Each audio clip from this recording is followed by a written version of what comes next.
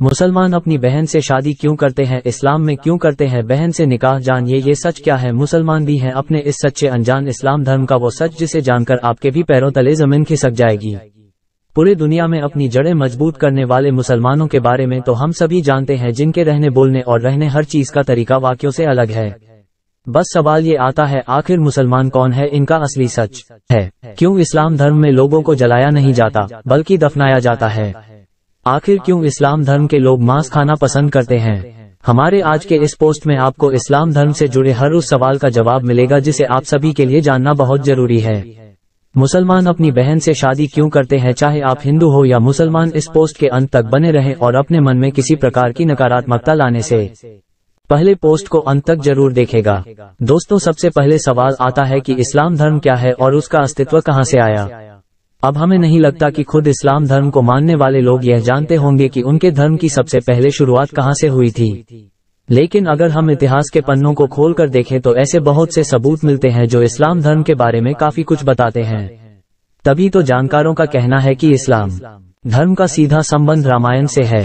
रामायण के युद्ध के दौरान भगवान राम और उनकी सेना ने सभी राक्षसों का वध कर दिया था, लेकिन सिर्फ शूर्पणखा का वध नहीं किया गया था। उसकी नाक और कान काटकर छोड़ दिया गया था, जिसके बाद शूर्पणखा अपना चेहरा कपड़े से छुपा कर रखती थी। अपने भाई रावण की मृत्यु के बाद शूर्पणखा अपने पति के साथ शुक्लाचार्य के पास गई और जंगल में उनके आश्रम में रहने लगी। रामायण के युद्ध के बाद राक्षसों का वंश खत्म न हो जाए, लेकिन सिर्फ शूर्पणखा का वध नहीं किया गया था, उसकी नाक और कान काटकर छोड़ दिया गया था, जिसके बाद शूर्पणखा अपना चेहरा कपड़े से छुपा कर रखती थी। अपने भाई रावण की मृत्यु के बाद शूर्पणखा अपने पति के साथ शुक्लाचार्य के पास गई और जंगल में उनके आश्रम में रहने लगी। रामायण के युद्ध के बाद राक्षसों का वंश खत्म न हो जाए, इसलिए राक्षसों के गुरु शुक्राचार्य ने शिव जी की आराधना करें और शिव जी प्रकट हो गए। भगवान शिव ने अपना स्वरूप शिवलिंग शुक्राचार्य को देकर कहा, जिस दिन कोई हिंदू इस शिवलिंग पर गंगा जल चढ़ा देगा उस दिन राक्षसों का नाश हो जाएगा। तब तक के लिए जा राक्षसों का वंश है वह इसी से चलता रहेगा। इसलिए राक्षसों के गुरु शुक्राचार्य ने शिव जी की आराधना करें और शिव जी प्रकट हो गए। भगवान शिव ने अपना स्वरूप शिवलिंग शुक्राचार्य को देकर कहा, जिस दिन कोई हिंदू इस शिवलिंग पर गंगा जल चढ़ा देगा उस दिन राक्षसों का नाश हो जाएगा। तब तक के लिए जा राक्षसों का वंश है वह इसी से चलता रहेगा। भगवान के दिए हुए शिवलिंग को शुक्राचार्य बिल्कुल सुरक्षित जगह पर रखना चाहते थे ताकि कोई भी हिंदू उस तक पहुंच ना जाए। इसलिए शुक्राचार्य ने शिवलिंग को हिंदुओं से दूर रेगिस्तान स्थान में स्थापित कर दिया। इसलिए लोगों द्वारा कहा जाता है कि मक्का मदीना में शिवलिंग मौजूद है, जिस पर अगर कोई हिंदू गंगा जल चढ़ा देगा तो पृथ्वी पर मौजूद सभी मुसलमानों का सर्वनाश हो जाएगा। भगवान के दिए हुए शिवलिंग को शुक्राचार्य बिल्कुल सुरक्षित जगह पर रखना चाहते थे ताकि कोई भी हिंदू उस तक पहुंच ना जाए। इसलिए शुक्राचार्य ने शिवलिंग को हिंदुओं से दूर रेगिस्तान स्थान में स्थापित कर दिया। इसलिए लोगों द्वारा कहा जाता है कि मक्का मदीना में शिवलिंग मौजूद है, जिस पर अगर कोई हिंदू गंगा जल चढ़ा देगा तो पृथ्वी पर मौजूद सभी मुसलमानों का सर्वनाश हो जाएगा। लेकिन इन बातों को बेतुका और बकवास बताते हैं। उनका कहना है कि ऐसा कुछ भी नहीं है, परंतु अगर हम पौराणिक कथाओं की माने तो ये वही शिवलिंग है जिसे शुक्राचार्य ने हिंदुओं से बचाए रखने के लिए रेगिस्तान में छुपाया था। और इसी कारण कोई भी हिंदू मक्का मदीना के अंदर प्रवेश नहीं कर सकता, क्योंकि अगर किसी हिंदू ने अंदर मौजूद शिवलिंग पर गंगाजल डाल दिया तो शूर्पणखा के वंशजों की अंतिम घड़ी आ जाएगी। अब कई लोगों को ये बात बकवास लग रही होगी और हम अगर कड़ियों को जोड़कर देखें तो उस समय शूर्पणखा अपना चेहरा ढक कर रखती थी। वह परंपरा आज भी उसके वंशज निभा रहे हैं। आज भी इस्लाम धर्म को मानने वाली महिलाएं अपना चेहरा ढक कर रखती हैं। तभी तो इस दुनिया में एक बहुत बड़ी संख्या में लोग मुसलमान को शूर्पणखा का वंशज कहते हैं। मुसलमान शुक्रवार के दिन ज्यादा महत्व क्यों देते हैं? अगर गौर किया जाए तो राक्षस गुरु शुक्राचार्य ने उन्हें वरदान दिया था। इसी कारण मुसलमान खासतौर पर शुक्रवार के दिन को कुछ ज्यादा ही महत्व देते हैं। अगर यह सारी बातें सुनने में आप सोच रहे हैं कि इस्लाम धर्म पैदा कैसे हुआ, तो जनाब सबसे पहले तो हम आपको ये बता दें कि इस्लाम कोई धर्म नहीं बल्कि एक मजहबी दिनचर्या है।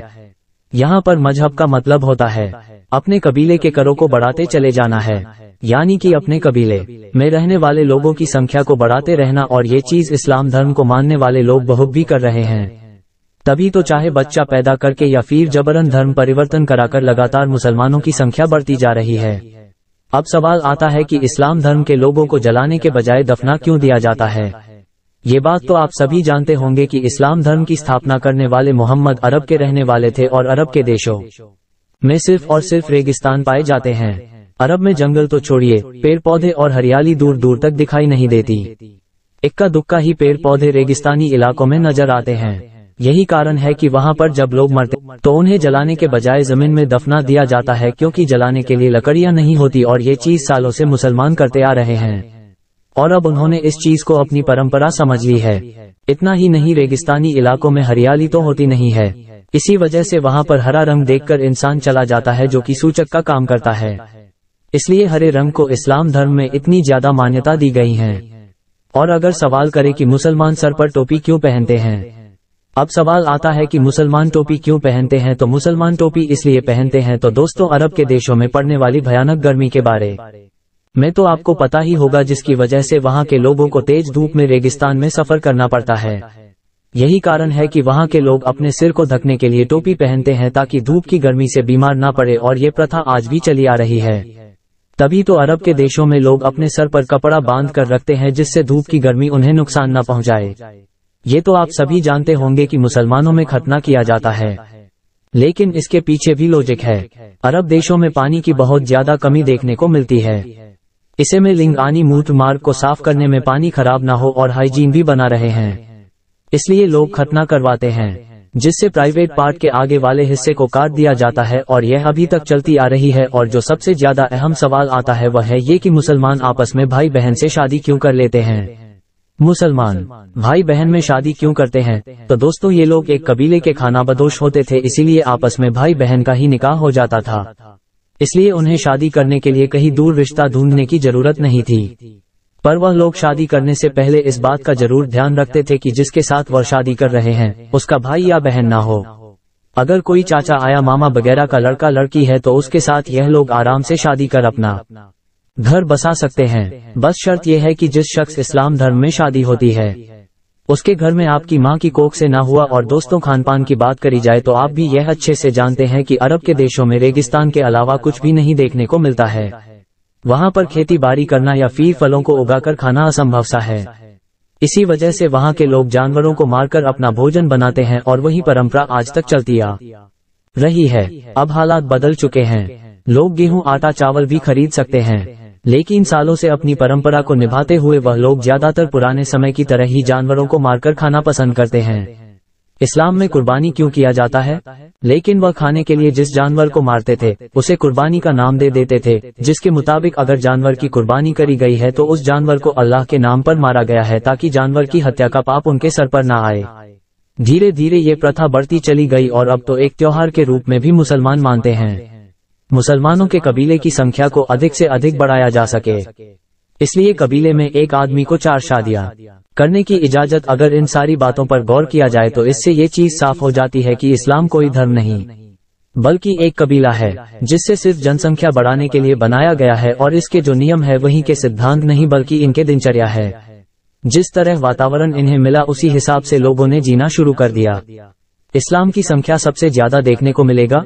आज भी वातावरण और आसपास का माहौल बदलने के बावजूद ये लोग उसी तरह से अपनी जिंदगी बिता रहे।